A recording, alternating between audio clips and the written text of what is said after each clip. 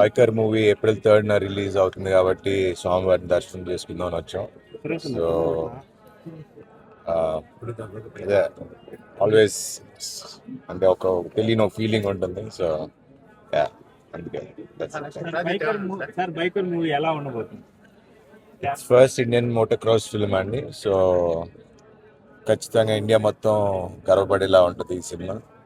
ఇలాంటి స్పోర్ట్ని తీసుకొచ్చాం. So గర్వించే cinema తీసాం. ఇప్పుడే స్వామివారి దర్శనంతో బయటకు వచ్చాము. బైకటింగ్ April 3rd కి మా మూవీ వస్తుంది. సో మీ బ్లెస్సింగ్స్, స్వామివారి బ్లెస్సింగ్స్ తో మా మూవీ హిట్ అవ్వాలనుకుంటున్నాను.